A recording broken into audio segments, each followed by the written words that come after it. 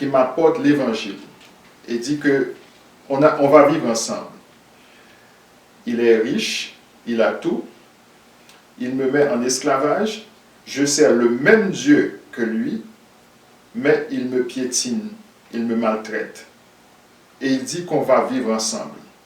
Pourquoi ne pas vivre ensemble en harmonie ici d'abord, avant d'aller vivre ensemble dans un lieu qu'on ne connaît pas encore? Ben alors, ta question est en train de pointer vers une autre déception. Laquelle? La déception, c'est de dire, écoutez, nous allons être ensemble, il n'y aura pas d'assises dans le ciel, mais maintenant, tu t'approches de cette personne et tu dis non, je ne suis pas...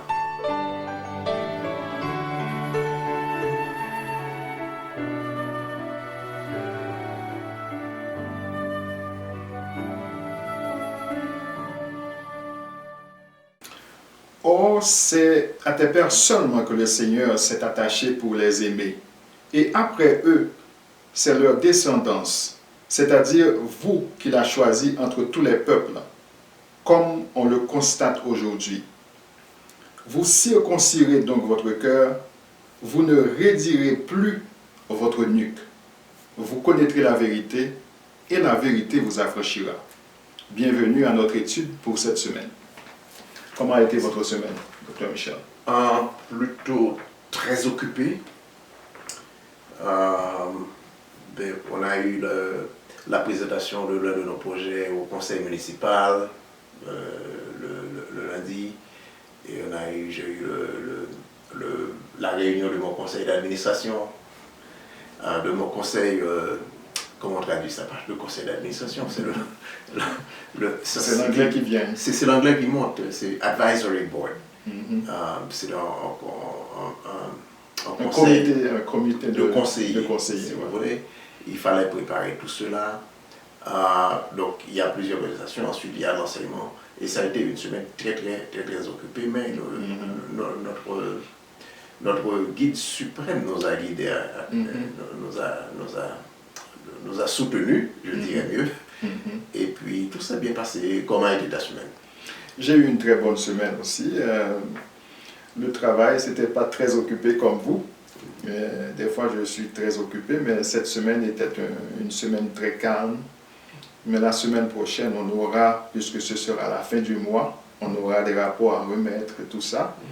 On dit merci à notre Père Créateur qui nous a toujours guidés, comme vous l'avez dit.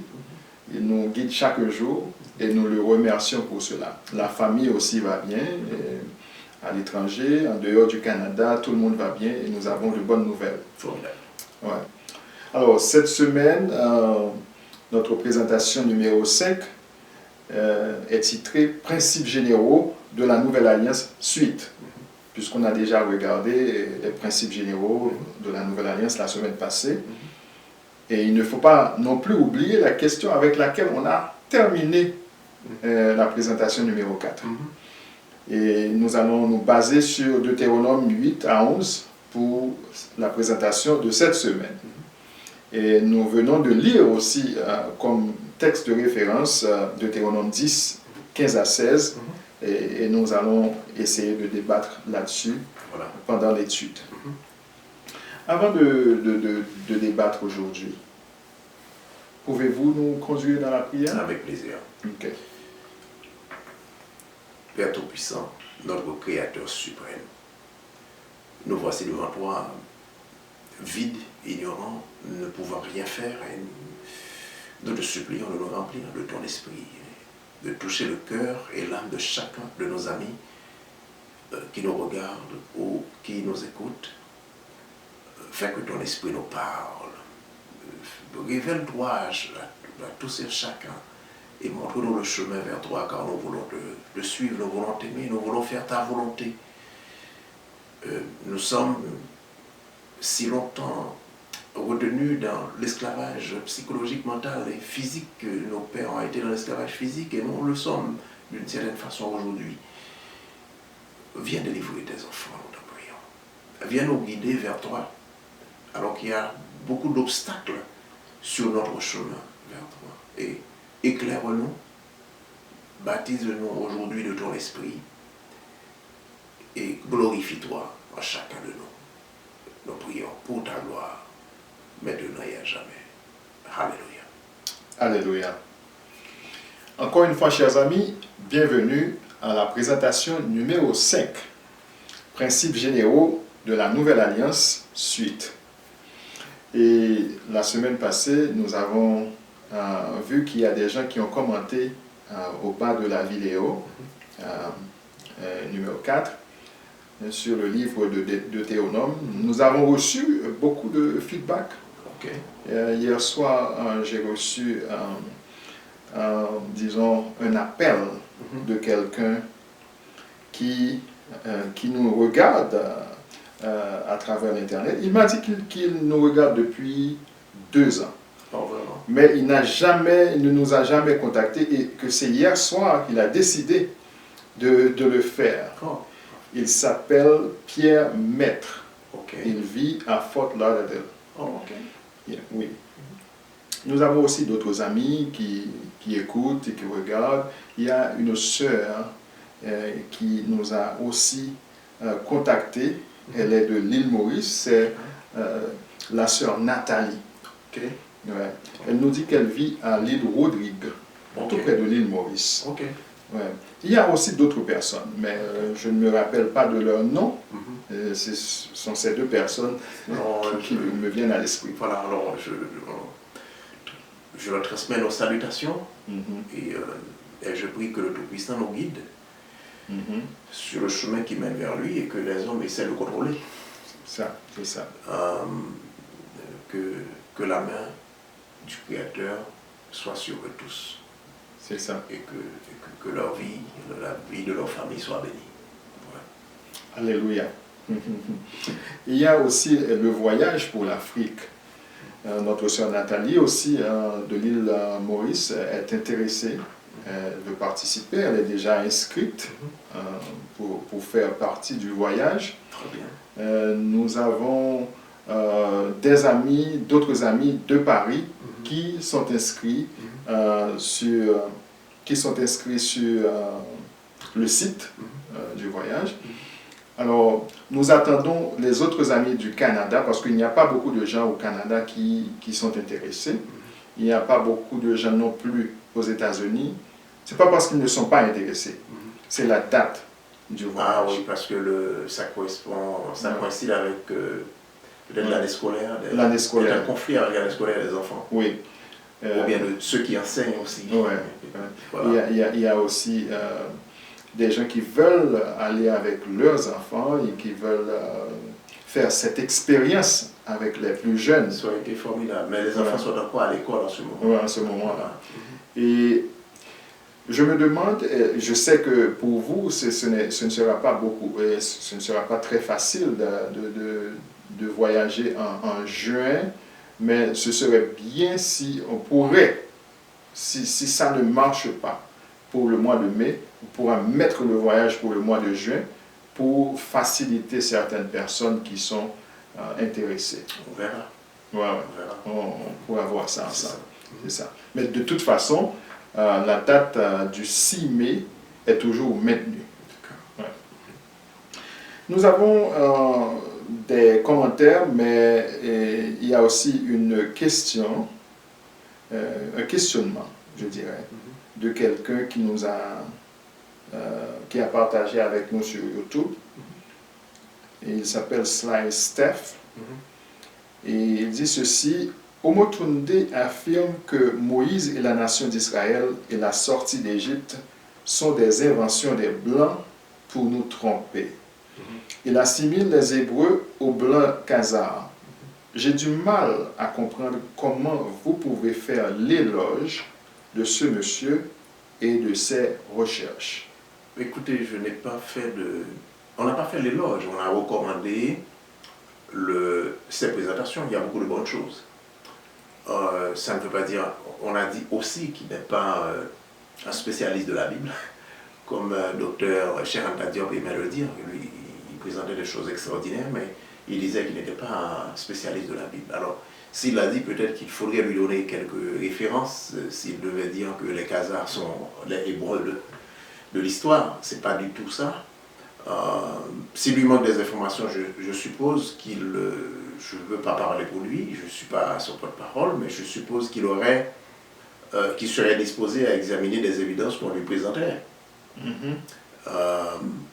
Même nous, en présentant ces commentaires ici autour de cette table, nous avons fait le choix méthodologique de limiter nos commentaires à comment on dit ça, un layer, une couche, parce qu'il y a des couches superposées. Nous avons dit au commencement que nous faisons l'hypothèse que ce qu'on nous dit là est correct, voyons si c'est cohérent. On parle de cette position épistémologique-là.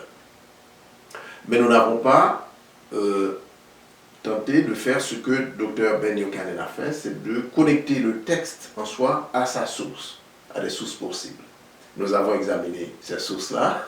Nous avons fait le choix de ne pas faire de présentation en ce sens, mais nous nous réservons le droit de le faire plus tard. Nous sommes en train d'analyser cette série de formations. Donc, c'est le choix que nous avons fait. Et ensuite, nous avons essayé aussi de faire de mettre une interrogation sur ce que j'appellerais un nihilisme athée. Ce nihilisme, c'est-à-dire dire qu'il n'y a pas d'histoire, il n'y avait pas de Moïse, il n'y avait pas d'Exode, il n'y avait pas d'Égypte, il n'y avait pas d'Abraham, tout ça n'existait pas. Et ce sont ces gens qui ont tenté de modifier. Et ce courant nihiliste, je dirais, est très fort en Europe. Ce sont les gens qui ont modifié, qui ont changé, et qui maintenant disent, bon, tout ça n'existait pas, David n'existait pas, Salomon n'existait pas, c'est des inventions. Je me donne la distance, si vous voulez, qu'il faut, mais méthodologique, pour dire que, écoutez, j'examine ce qu'ils ont présenté, mais je ne suis pas disposé en ce moment, je n'ai pas d'évidence pour endosser ce nihilisme athée. Voilà. Alors il faut balancer les choses. Alors, en vous écoutant parler, j'ai pensé à ceci. On dit souvent, on ne sait pas où sont passés les manuscrits, les originaux de la Bible. Et maintenant, je vous ai entendu dire qu'il faut connecter le texte à sa source. Est-ce que maintenant, on peut dire qu'on ne connaît pas la source, puisque d'après certaines recherches, par exemple de M. Ben Yochanan et d'autres, on nous montre que la majorité de ce qu'on nous présente dans les écrits, soi-disant qu'on appelle la Bible, trouvent leur source en Égypte. Est-ce que vraiment il n'y a pas d'originaux puisque la source est en Égypte? Il y a certains manuscrits qui ont été trouvés. Par exemple, on a fait référence brièvement, tout en me gardant d'entrer dans ces références, on a fait référence au livre des morts et au manuscrit du scribe Annie. Et si on devait examiner cela à la lumière de ce que le docteur Yochanan nous présente ici, en 3 volumes, ça c'est dans un seul volume que j'ai sur ma table, c'est écrit en très petit caractère d'ailleurs, il y a des surprises. Il y a beaucoup de surprises. Alors, nous disons, analysons d'abord. Analysons d'abord et ensuite on reviendra sur cette connexion. Est-ce que la source existe? Est-ce que l'histoire a été inventée? Est-ce qu'il y a une source à laquelle connecter cette histoire? Ou bien il n'y en a pas, ça vient de l'imagination de certains auteurs. Bon, ça, c'est un autre débat, on va pas plus loin. C'est ça. Alors, on s'est dit, adoptons la position épistémologique qui veut que, écoutez, admettons que ce qu'on nous dit là est vrai, et nous savons qu'il y a des problèmes, n'est-ce pas? Essayons d'examiner ce qu'on nous présente. Voilà. C'est ça. Merci. Alors, maintenant, essayons donc de revenir sur la question de la fin de la présentation numéro 4, où on nous a montré que le Créateur, le Dieu Tout-Puissant, avait défendu au peuple d'Israël, son peuple choisi, de faire des représentations des choses qui sont dans les cieux et qui sont dans les eaux plus bas que la terre. Et aujourd'hui, nous pouvons ne pas avoir cette possibilité de faire des représentations, entre guillemets, physiques, palpables. Est-ce que ça ne peut pas arriver qu'on arrive à former dans nos pensées, on arrive à faire des représentations dans nos pensées et les adorer même à travers la pensée? C'est plus qu'une possibilité. C'est réel, puisque la plupart d'entre nous, nous adorons avec un certain médium, une certaine médiation. On a besoin d'une image pour associer les concepts qu'on nous a enseignés. Même là, encore, il faut faire attention. Parce qu'il n'y a pas de... On ne doit pas faire de ces représentations, c'est très possible. Mais la représentation de nos pensées, puisque tout part de la pensée du cœur, n'est-ce pas? Et il faut réprimer cette tendance déjà au niveau de la pensée du cœur. Voilà. C'est ça. Et maintenant, est-ce qu'on peut regarder ensemble Deutéronome 8 à Le chapitre 8 à 11. 8 à 11. Bon, ben, tu viens de lire un texte tiré du chapitre 10, n'est-ce pas? Les versets 15 et 16, si je comprends bien. Et là, ça me met à l'esprit la question de notre ami qui dit, écoutez, Omotunde pense encore aurait pensé, parce que je n'ai pas écouté cet aspect de sa présentation, que les Khazars qui sont en Israël aujourd'hui sont les Hébreux de l'histoire qu'on nous présente dans l'Exode. À cet égard, je suggérerais à cet ami, peut-être d'envoyer un petit message à notre frère Omotunde, de lui recommander le livre de Kosler que nous avons présenté, je pense à la deuxième, que nous avons montré là, à la deuxième présentation, deuxième. C'est la 13e tribu. Quand il va lire, il va retrouver l'histoire systématique des Khazars et il va voir que ceux qui sont dans Israël aujourd'hui sont les descendants des convertis et leurs ancêtres sont en Khazaria, qui est au sud de la Russie, pas en Afrique. Et ces Africains qui ont été en Égypte chez leurs cousins, qui sont revenus chez leurs cousins en Canaan, n'avaient rien à voir avec les Khazars. Alors, il y a des gens qui les détestent, les Khazars. Moi, je dis que non, on n'a pas le droit de les détester. Mais c'est des convertis, mais on n'a pas le droit de les détester. Même s'ils ont fait des choses qui sont pas anormales, comprenez-vous. Alors, venons-en maintenant au texte. Et j'ai souvent entendu un prédicateur comme Doug Basher, par exemple, rappeler aux amis, disant que les alliances qu'on retrouve dans les Écritures ont été faites avec Israël. Il a raison. Mais sauf que lui, il est en train dans son esprit de penser au Khazars. Et pourtant, l'alliance que tu viens de lire ici, il dit, c'est à tes pères seulement que le Seigneur s'est attaché pour les aimer. Seulement. Et là, on parle d'Africains noirs, n'est-ce pas? Parce que Moïse était un leader noir, contrairement à ce que les gens... Et qui a reçu sa formation, il ne faut jamais oublier ça, en Égypte. Dans la haute culture qu'on appelle le système des mystères en Égypte, n'est-ce pas? Et alors, c'est lui qui parle, il a dit, l'alliance a été faite avec vos pères seulement, et ensuite avec leurs descendants que nous représentons aujourd'hui. C'est contraire à ce qu'on retrouve dans la Bible des chrétiens, qui est le Nouveau Testament, qui veut contester, qui a décidé, qui a inventé, je parle du christianisme, qui a inventé un certain Paul, et qui rejette le concept de peuple choisi. Le souverain, le créateur, établit la relation qu'il veut avec tel groupe de ses créatures. Et même si dans le passage aussi il y a une mise en garde, la mise en garde c'est d'éviter de penser Israël, même si l'alliance a été faite avec vous, renouvelée avec vous et avec vos descendants, mais le Tout-Puissant vous met en garde contre l'idée que vous êtes meilleur que les autres. Parce que vous êtes un peuple désobéissant, vous voulez suivre les autres et faire les mêmes erreurs que les autres. Donc il y a cette mise en garde. Mais l'alliance est unique. Alors, ce long passage que nous avons choisi, Pierre, contient un ensemble de repères. Avant même de continuer avec cette question d'alliance, il faut qu'on s'attarde un petit peu là-dessus pour que nos frères, nos sœurs comprennent cela. Parce que n'oubliez pas que dans Hébreu, il y a une référence qui est faite à une nouvelle alliance. Vous l'avez bien dit, dans la Bible des chrétiens.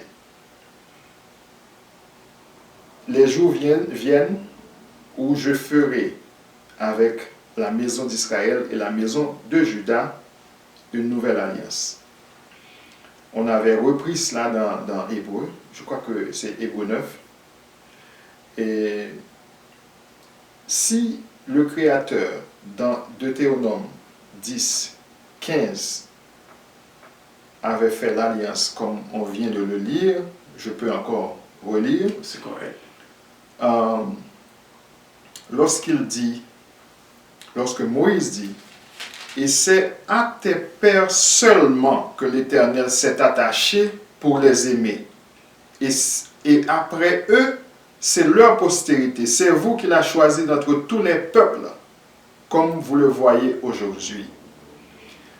Parce que cette expérience qu'ils ont faite avec le Créateur dans le désert et en Égypte, pour venir tout près de ce pays promis, Moïse a dit, voici c'est vous qu'il aime.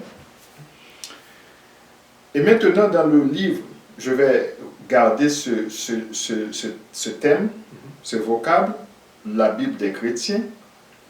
Jean 3,16 n'est pas en accord avec Deutéronome 10, 15.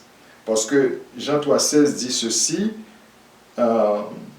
Dieu, je ne sais pas si on parle du même Dieu de toute façon, Dieu a tant aimé le monde qu'il a donné son Fils unique afin que quiconque croit en lui ne périsse point mais qu'il ait la vie éternelle. Et ici, c'est pas ça qui est dit. C'est avec Israël seul que le Créateur a fait son alliance. Voilà. Et nous croyons que entre les deux, il y a un petit peu plus de crédibilité à ce texte ici que nous avons sur les yeux qu'à l'autre texte. Cela ne veut pas dire qu'il rejette les nations, qu'il les condamne à la mort, mais s'il est le souverain, le créateur, il a exercé ici, d'après la parole de Moïse, le droit de choisir un peuple. Même si vous n'êtes pas parmi les meilleurs, mais je vous choisis parce que j'ai fait une alliance avec vos pères.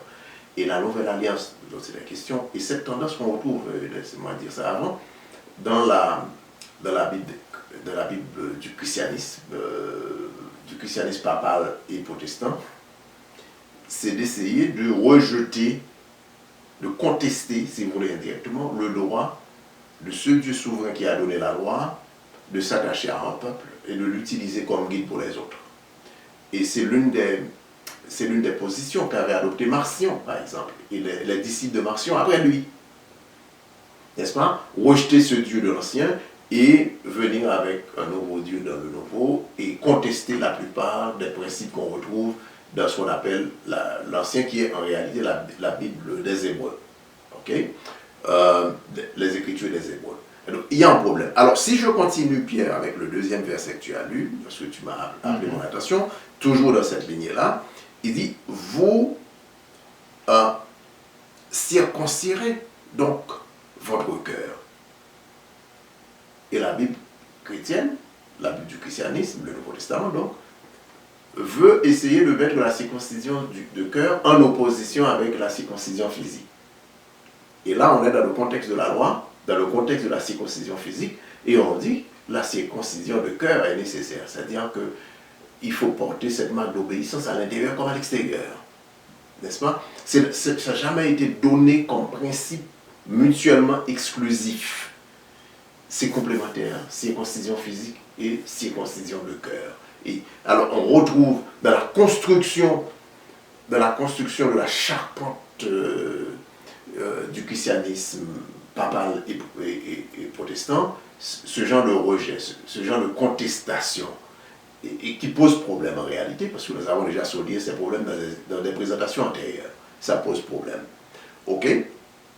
Donc, revenons maintenant dans le long passage que nous avons choisi aujourd'hui. Nous retrouvons des garde-fous qui servent aussi, Pierre, de point de repère, des garde-fous qui nous permettent de voir si on est en train de nous dire la vérité ou non.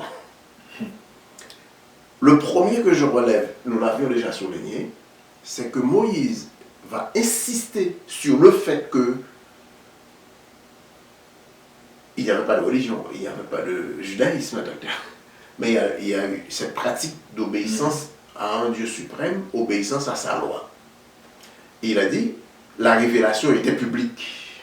Vous avez tous entendu la voix du Créateur vous parler à travers le feu. J'insiste là-dessus, contrairement au christianisme, contrairement à l'islam, où un mec va dire, oh, je voyageais, on trouve des contes de fées, où on va nous dire, je voyageais à d'autres cheval, et puis au cours de la nuit, j'ai eu ce rêve, et puis je suis revenu, et tout le monde doit m'écouter. Vous ne m'écoutez pas, vous n'irez pas au ciel, ou bien je vous tue.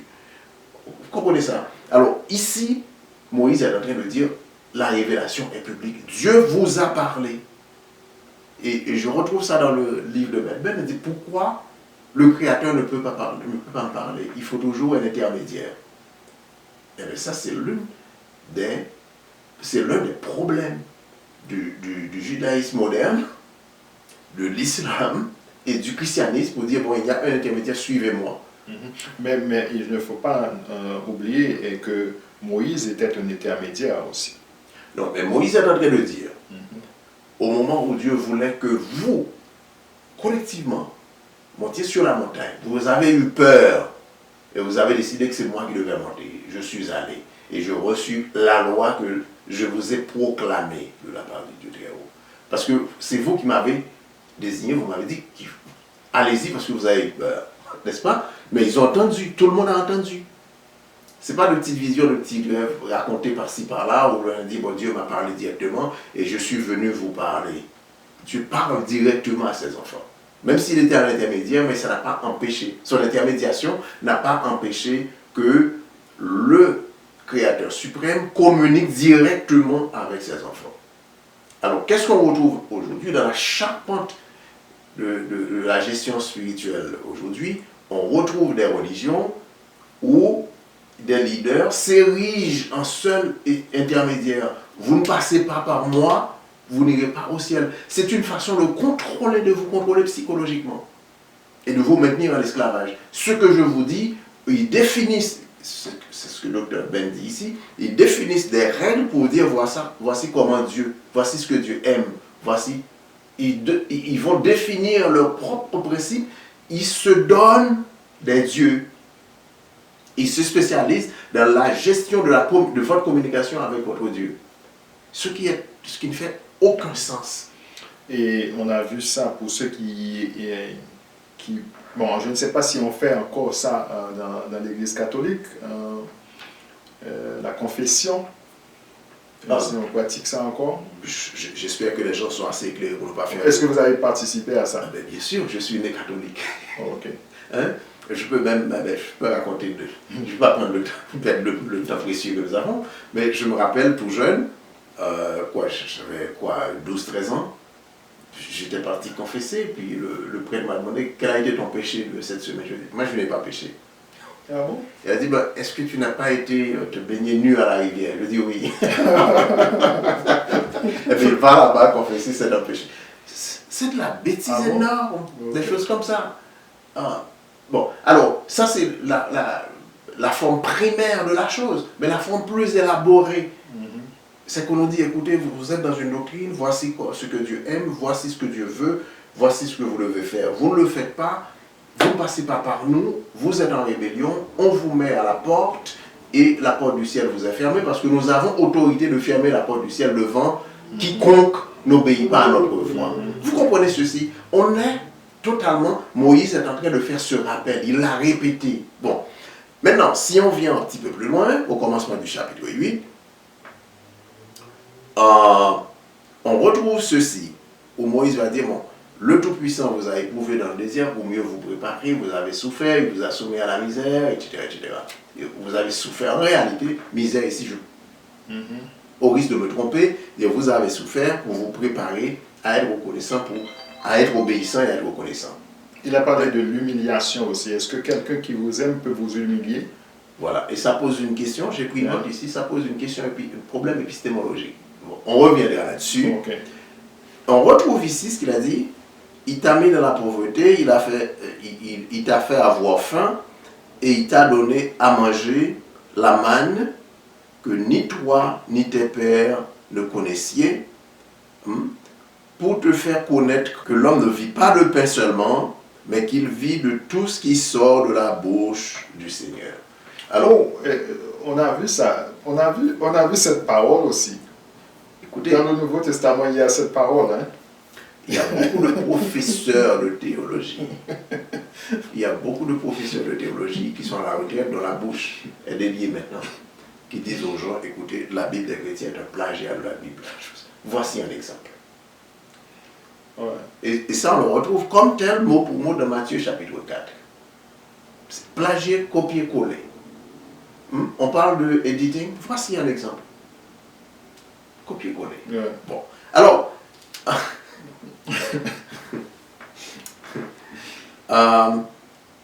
il a donné la manne, il vous a donné la manne. Mais la manne, on nous a présenté comme une nourriture bénie, excellente, plus que les autres. Pourquoi on dit ici que c'était une nourriture de la misère et tout cela? Il y a un petit problème. Est-ce que c'est la tradition? Est-ce que c'est la manipulation? Est-ce que est-ce que l'humiliation vient de Dieu ou bien l'humiliation vient de ces gens qui l'ont présenté? Et plus bas, pour appuyer mon point, on retrouve dans le texte, verset 11 à 14, que Dieu a promis que vous allez vivre dans la prospérité. Contrairement à ce qu'on nous dit aujourd'hui, qu'est-ce qu'on nous prêche? Dans ce monde, vous allez souffrir, vous allez avoir votre récompense au ciel. Exactement ce que les Belges ont fait au Congo. Ils sont arrivés, les prêtres vont aller dans le village, le paysan va lui offrir son animal, va aller dans le jardin, va lui donner son petit régime de bananes, mais le prêtre, vous ne lui donnez rien, vous lui dites que vous donnez tout au prêtre, et votre récompense sera au ciel.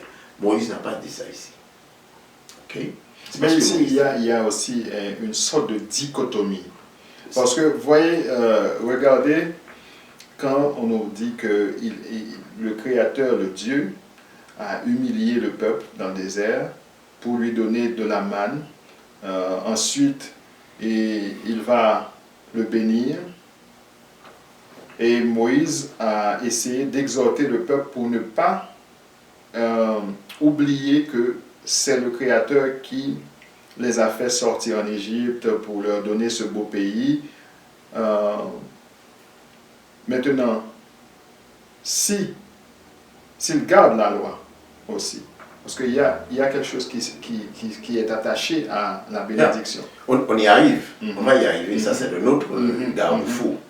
Maintenant, ce qu'il a dit ici, il a dit, écoutez, tu as raison, vous obéissez et vous vivez dans la postérité que le bon Dieu vous donne. Mais dans le désert, écoutez, il n'y avait rien comme nourriture. Et Dieu a nourri ses enfants. N'oubliez pas qu'on prend pour acquis, bon, l'histoire est correcte, on a de le commenter. C'est notre position, quitte à ce qu'on change plus tard, n'est-ce pas? Ouais. Maintenant, quelle autre nourriture aurait pu-t-il manger dans le désert? Il n'y a rien d'autre. Pourquoi on nous dit, bon, c'est pour vous soumettre dans la misère qui vous a fait manger de la manne que vos ancêtres n'ont pas connue? Cette parole pose problème. Comprenez-vous? Alors, l'obéissance à la loi, on va y arriver. Et c'est là déjà, mais on en fait un autre garde-fou, on va y arriver, tu as tout à fait raison. Le chapitre 9 maintenant, c'est un chapitre sur lequel j'ai entendu plusieurs sermons très éloquents. Mais dites-nous un peu. Non, ben on n'a pas le temps, c'est ça le problème. et Moïse va insister sur le fait qu'il est resté 40 jours sur la montagne, quand le peuple a entendu la voix du Seigneur, ne voulait pas aller sur la montagne. Moi je suis resté là pendant 40 jours. Et ensuite, de là-haut, le Tout-Puissant m'a dit, descendez, votre peuple est en train de se corrompre avec le veau d'or. Éloignez-vous du peuple, je vais les exterminer, etc. Et moi, j'ai intercédé, j'ai prié pendant 40 jours et 40 nuits. Est-ce qu'on a vu ça quelque part? Il y a ça aussi Voilà. dans le Nouveau. Voilà. Dans la Bible des chrétiens, dans la Bible du christianisme. Mais c'est là déjà dans la Bible hébraïque. On parle de copier-coller. Bon, voilà. Je laisse au frère de poser des questions, on en discutera. Et ensuite, on va retrouver Pierre, un autre garde-fou. Il a fait la prière d'intercession. Il y a des points d'interrogation sur le texte, mais c'est un long texte que nous sommes dans un contexte de résumé. Au chapitre 10 maintenant, et partout dans le texte, il y a un autre garde-fou, où il a dit, n'oubliez pas que c'est ce tout-puissant Créateur qui t'a aimé, qui t'a fait sortir du pays d'Égypte, défini comme maison de servitude. C'est important parce que plus tard, on va y revenir. Ok? Quelle forme de servitude? Est-ce qu'on parle ici d'Égypte seulement sur la dimension physique ou bien sur une autre dimension? En tout cas, Égypte symbolise la servitude. Ok? C'est ce que ça veut dire. Bon. Au chapitre 10 maintenant, on retrouve le choix. Moïse va être en train de récapituler et dire voici, le Tout-Puissant a fait le choix de la tribu de Lévi pour l'administration spirituelle et aussi l'administration civile. Et pour cette raison, la tribu de Lévi, les Lévites, si vous voulez, ne doivent rien posséder. Et le Tout-Puissant qui les a choisis va prendre soin d'eux, pourvoir à leurs besoins. Et on verra plus loin par quels moyens. Il y a des moyens qu'on va voir plus loin maintenant. Et quand on arrive au verset 12 du chapitre 10, toujours, il a dit, et maintenant Israël, voici ce que ton Dieu attend de toi. C'est que tu acceptes sa loi, que tu obéisses à ses lois, ses commandements et ses préceptes. Et c'est la source de tes bénédictions, comme tu l'as dit tout à l'heure. Ça, c'est un autre garde-fou. Qu'est-ce qu'on retrouve aujourd'hui dans le christianisme papal et protestant?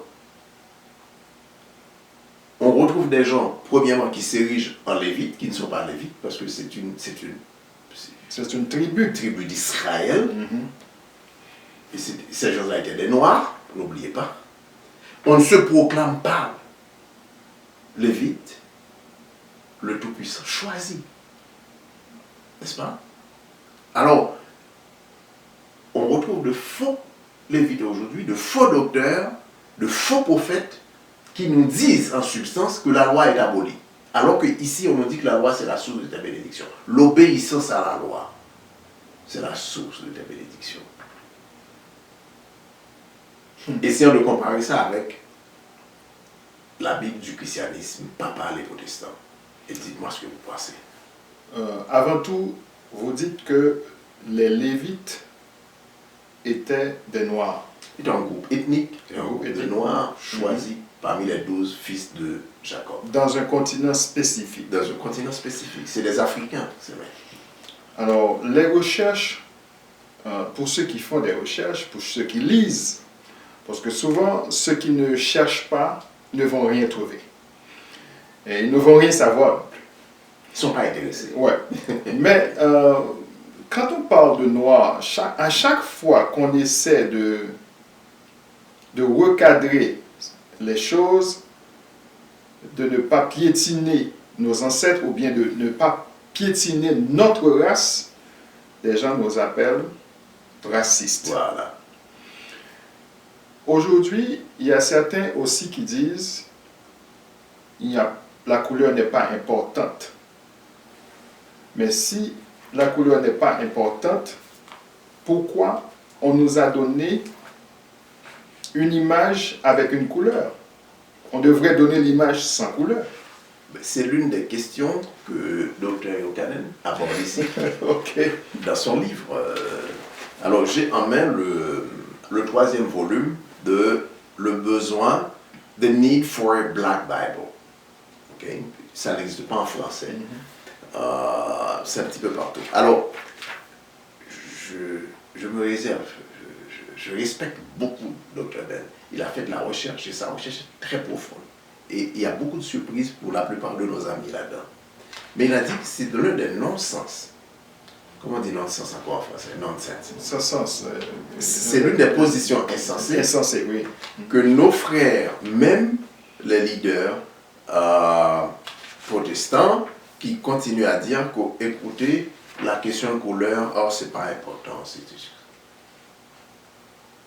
C'est pas important. Donc on peut changer. Pourquoi les autres ont-ils décidé de changer et nous enseigner quelque chose de faux pour établir leur supériorité? Donc on peut absorber cette supériorité, cette idée de supériorité, cette idée de Christ noir, de Christ blanc, de Dieu blanc, c'est pas important, on peut adorer. Donc l'adoration de la fausseté, c'est plus importante maintenant. Comprenez-vous? Alors, c'est une aberration que de prendre cette position-là, mais on retrouve des gens qui disent « Oh non, c'est pas important. C'est important. Il y a aussi quelque chose qu'on doit recadrer aussi. Comment se fait-il quelqu'un qui prêche que nous allons vivre au ciel ensemble, qui m'apporte l'évangile et dit que on va vivre ensemble? Il est riche, il a tout, il me met en esclavage, je sers le même Dieu que lui, mais il me piétine, il me maltraite. Et il dit qu'on va vivre ensemble. Pourquoi ne pas vivre ensemble en harmonie ici d'abord, avant d'aller vivre ensemble dans un lieu qu'on ne connaît pas encore? Ben alors, tu viens de d'écouter ta question, tu es en train de pointer vers une autre déception.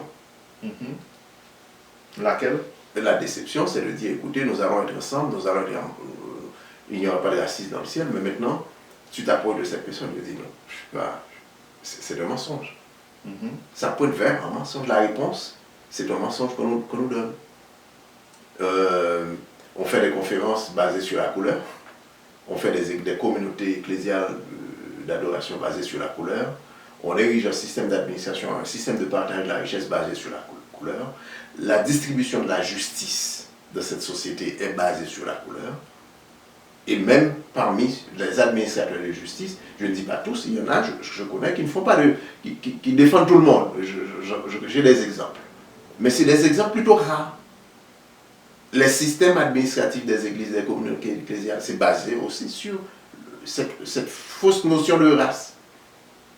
Donc on va être harmonisé parce qu'il y a un arbre planté quelque part qui va servir sur la nouvelle terre, qui servira à la guérison de la nation. À ce moment-là, je serai guéri de mon racisme, mais pour l'instant, laissez-moi vivre mon racisme. C'est ce qu'on nous dit. Ce qui est normal. Lisons dans la ligne de ce que tu dis, Pierre, au chapitre 10 encore, un petit peu plus bas, par rapport au texte que vous venez de lire. Alors, Moïse insiste sur le besoin d'obéir à la loi. Pourquoi? Comment peut-on mettre ces deux ensemble? Une partie me dit qu'il faut obéir à la loi, l'autre partie me dit que la loi est abolie. Il n'y a-t-il pas un problème? On va copier-coller ce qu'on veut en modifier, on adapte. On vient de prendre deux exemples parmi les Lévites, la tribu de Lévi, les Lévites qui sont les Lévites aujourd'hui. On ne se proclame pas. On dit qu'on va consacrer un tel, bon, il va devenir un Lévite, et lui, il ne va pas être consacré. Vous comprenez? Alors, venons-en maintenant. Avant de continuer, il y a quelque chose de très intéressant ici, dans le verset 19 et le verset 20. Moïse a dit dans le verset 19, « Vous aimerez l'étranger car vous avez été étrangers dans le pays d'Égypte. » Bon, c'est à ça que j'allais venir. Oh, okay. C'est une bonne anticipation. Oh, okay. Il n'y a pas de problème. Mais alors, je te suggère de lire le verset 18 aussi. Qui fait droit à l'orphelin, alors le Créateur, le Dieu, et la veuve, qui aime l'étranger et lui donne de la nourriture et des vêtements. Le Tout-Puissant a l'air de le dire, si vous déclarez, mes serviteurs, qui vous devez choisir. On ne parle pas de petits actes de charité. Je ne dis pas qu'il ne faut pas le faire, là, c'est parce que on va dire distribuer un petit morceau de pain, mais on parle vraiment de trouver un emploi, de donner accès à l'éducation, à la santé, à la justice. La justice n'est pas là. Il rend justice à l'orphelin et à la veuve. l'orphelin et la veuve. Il rend justice. Regardez la distribution de justice aujourd'hui. La cour vous rendra blanc ou noir, selon que vous soyez riche ou pauvre. Bon, alors, qui aime l'émigré, c'est-à-dire l'étranger, et lui donnant du pain et un manteau, et vous avez parlé du verset 19, évidemment, qui est le verset clé. On reconnaîtra les gens qui disent la vérité. Quand on vient dans leur pays, on ne les accueille pas avec du racisme. On ne nous traite pas avec du racisme. On nous accueille, on traite bien, il faut bien traiter la veuve, l'orphelin, les émigrés. Dans ma Bible, c'est les émigrés, les étrangers. On ne peut pas prendre une position pour dire qu'on est une nation sous under God, et en même temps, tu te tiens sur le chemin de ceux qui cherchent un moyen de survie auprès de toi. Tu rejettes l'immigration, tu prends toutes sortes de lois pour exclure les autres. C'est pas divin, ça, c'est satanique. La nation haïtienne, avant de devenir comme elle l'est aujourd'hui, avait donné un exemple très intéressant à l'humanité tout entière. Parce que la révolution haïtienne a fait boule de neige et aussi a libéré d'autres esprits. Tous ceux qui étaient libérés dans d'autres, ou bien tous ceux qui avaient foulé la terre d'Haïti, pourraient se considérer comme libres. Okay. Tous les Noirs d'Amérique, d'Afrique. Oui. Maintenant, c'est vrai, il y avait un décret comme ça, particulièrement sous François Duvalier, qui a été renouvelé. Un Africain de n'importe quel pays du continent d'Afrique qui arrive en Haïti, qui dit bon, moi je veux rester là, je veux être haïtien, vous l'avez automatiquement. Votre couleur et votre passeport. On ne fait pas d'exclusivité, même aujourd'hui. Mais maintenant, parlant d'esclavage, il y a une forme de servitude beaucoup plus subtile encore. C'est la servitude psychologique. On retrouve dans les instances internationales d'éducation une tendance à uniformiser l'éducation. Vous n'avez pas le droit de construire ta propre identité. Moïse est en train ici d'étaler des repères de l'identité du peuple que le Très-Haut a choisi. Mais aujourd'hui, vous n'avez pas ce droit-là.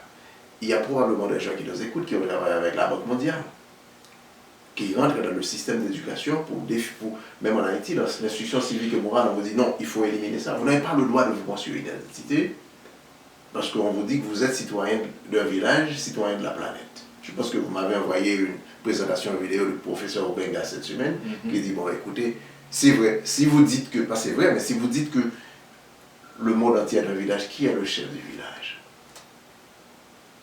Maintenant, ils veulent uniformiser, vous perdez le sens, c'est-à-dire votre identité est diluée dans un ensemble qu'on appelle globalisation, et il y a des institutions des Nations Unies, des institutions de la coopération bilatérale et multilatérale qui s'assurent que vous ne construisiez pas votre identité.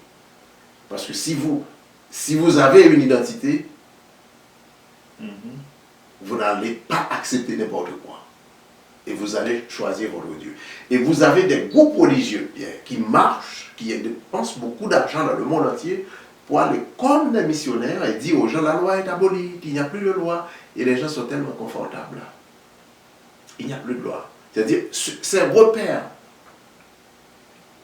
ces garde-fous que Moïse est en train de poser, il travaille activement pour les faire tomber. Jusqu'à aujourd'hui, où nous parlons. Et pour reconnaître un peuple avec son identité, c'est sa loi, ses coutumes. Moïse. Qui doivent être mis en priorité. Oui. La loi et les coutumes. Et vous vous rappelez que dans notre pays, et même en Afrique, lorsque les Belges, vous avez aussi mentionné cela, lorsqu'ils sont arrivés, ils ont empêché aux gens de pratiquer leurs coutumes. C'est ça qui s'est fait en Haïti aussi. Il y avait une campagne qu'on appelle « Rejeter ». Oh yes. En rejetant des choses, on rejette soi-même. Donc, la campagne des rejetés, ça a été une campagne de rejet de ton identité. Et on a eu l'école des griots qui a beaucoup travaillé là-dessus. Mais il y a un terme que tu utilises ici, c'est le premier verset du chapitre 11, Pierre, que tu es en train de discuter. Voici ce qu'il a dit ici. Tu aimeras le Seigneur ton Dieu et tu garderas ses observances, ses lois, ses coutumes et ses commandements tous les jours. C'est-à-dire les éléments de ta culture qui définissent ton identité. Et aujourd'hui, tu dis à un Haïtien, tu dis, bon, mais les Israélites, un frère qui nous a parlé, les Bantous en Afrique. J'ai même un collègue qui vient de la République du Congo, on a été à une conférence à New York en 2015, je me rappelle. Je lui disais, on discutait de ça, il m'a dit, ah mon cher, écoutez, le peuple de Dieu est là en Israël. Je lui dis, mais examinez ses références, il ne veut même pas. Il dit, nous sommes tellement perdus que nous sommes dans la servitude. Aujourd'hui, tel que Moïse a dit, vous n'observez pas ces lois-là, vous allez être reconduits dans la maison de servitude. Et nous sommes là, notre imagination est contrôlée. Quels sont les critères de succès dans cette société aujourd'hui? Alors que le texte des versets 12-13 sont en train de nous dire, votre succès c'est dans l'observance des commandements du Dieu Tout-Puissant. Aujourd'hui, dans la société matérialiste où nous nous retrouvons, votre succès est mesuré par la quantité d'argent que vous amassez. Le nombre de maisons, le type de voiture que vous avez. Et il y a un ami français qui me disait, au moment où on était au doctorat ensemble, il m'a dit, il a défini un français comme ça, il a dit, c'est quelqu'un, quand il a une maison, il a 2 voitures à la maison, et puis il mange 3 fois par jour, il oublie qu'il y a un Dieu. Vous comprenez? Bon, on ne parle pas à 2, évidemment, mais par contre, nous avons tendance à imiter ces choses. Et notre esprit est contrôlé par ces choses. De gré ou de force, parce que nous nous levons le matin, nous devons savoir comment nous allons payer l'électricité, le gaz, le téléphone, le déplacement, et il faut se battre. La nourriture aussi. Comment payer les factures, et comment se nourrir, comment envoyer les enfants à l'école. Et c'est ça qui nous préoccupe en premier. C'est ce que nous cherchons en premier, oubliant que la base du progrès, parce que la société est inversée, la pyramide des valeurs s'est inversée, et nous nous retrouvons totalement encastrés dans encastrés dans ces choses, et pour en sortir, il faut absolument un retour au Créateur Tout-Puissant. Et enfin, je sais qu'il y a beaucoup de détails à ramasser, bénédiction et malédiction, les versets 26 à 28 du chapitre 11, je le lis. Vois, je mets aujourd'hui devant vous bénédiction et malédiction.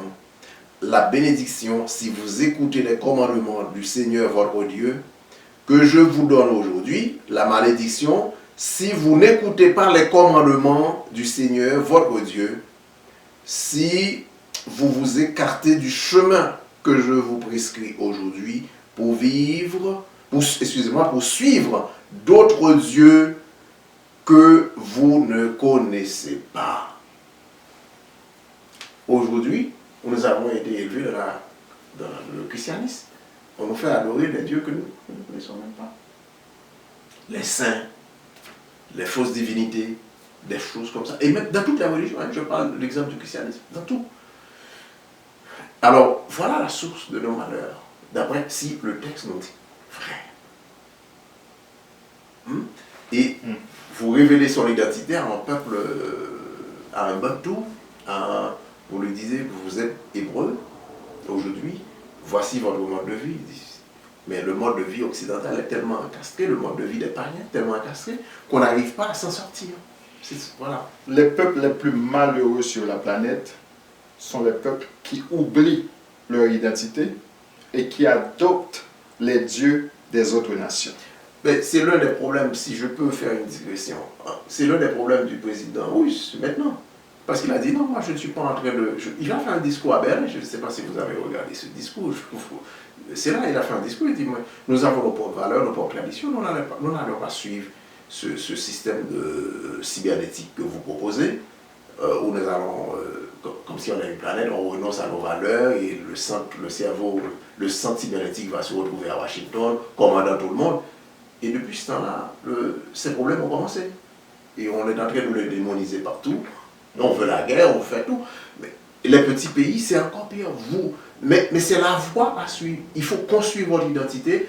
Et comme l'a si bien dit notre frère Alpha Condé, président de la Guinée, il faut couper les liens s'il le faut pour construire notre identité connectée avec le Créateur Tout-Puissant. Il faut absolument couper ces liens-là. Alors, il y a beaucoup à dire. Beaucoup à dire. Et nous invitons nos amis à continuer leur recherche et à lire soigneusement Deutéronome et surtout les chapitres que nous avons, disons, survolés aujourd'hui, 8 à 11. Et si vous avez des questions, des commentaires, n'hésitez pas à nous les faire parvenir à l'adresse suivante, info@quête-de-vérité.com. Nous remercions Martine à la technique, Dr Michel et votre frère Pierre-Claude Auberge pour vous servir cette 5e édition du livre de Deutéronome. Alors, nous vous souhaitons une bonne semaine. Gardez le moral.